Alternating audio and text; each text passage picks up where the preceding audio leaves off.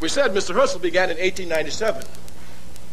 That great man, V.I. Lenin, at the turn of the century, wrote a book entitled Imperialism, the highest stage of capitalism. Is it? Imperialism, the highest stage of capitalism? Yes.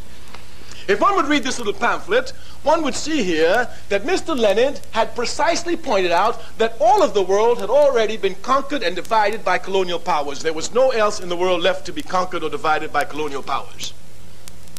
This is the time when Zionism comes to rise. Zionism comes to look for a state when everywhere else in the world is already dominated. Thus, in order for Mr. Herzl to get a country for Zionists, what he did was to attach himself to imperialism, British imperialism in this case, quite specifically.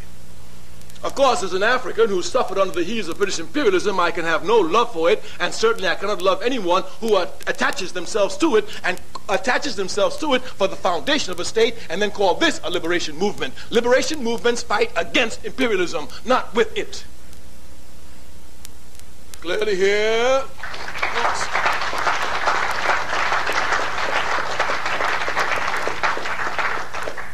The legal foundation of the State of Israel is what is known as the Balfour Declaration. This declaration was issued in 1917. A man in the government of Britain named Balfour wrote a paper and promised the Jews a national home. The national home he promised them was an area which Britain was colonizing, Palestine. Palestine didn't belong to the British, just like Ireland doesn't belong to the British, even though they have troops there.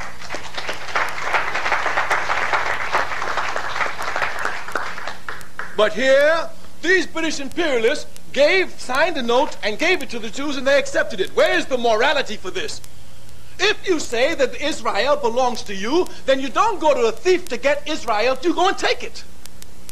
Once you go to an immoral being such as British imperialism, and this is the basis for you getting the land, then clearly here those who are truly liberation fighters must question this.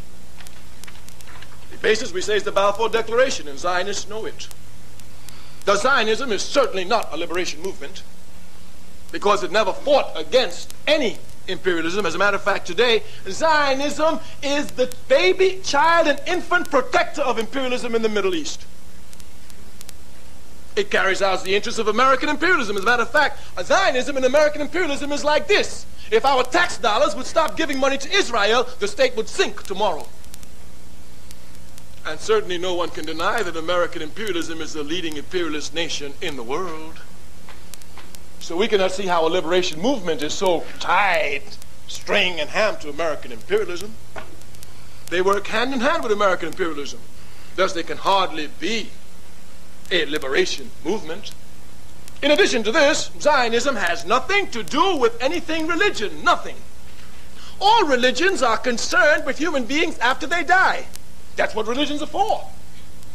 Islam will tell you what happens to you when you die. As a matter of fact, this which forces you to live a good life so that after death you'll be able to enjoy the rewards of heaven. The same is true for Judaism. But Zionism says nothing about the individual after they're dead. They don't give a damn about you. The Zionism has nothing to do with religion at all.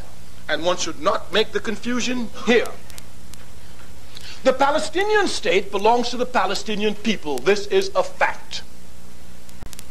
Of course, Zionism in the early days made all sorts of nonsensical propaganda. Oh, they ran away, they left the land. I saw one, he said, well, you know, they ran away and left the land. I said, well, they want to come back now? So just get out the way and let them come back. If you said they just ran away on their own. No. Zionism took Palestine through raw and naked terrorism. Naked. Even that butcher, Begin, he will never rest in peace. He who came into a village and terrorized the village to scare the people to run out and was proud of it. This is how Zionism conquered the land. They didn't conquer it not even with the Torah. They conquered it with the gun passed to them from American imperialism, British imperialism. All the imperialist countries in the world supported them.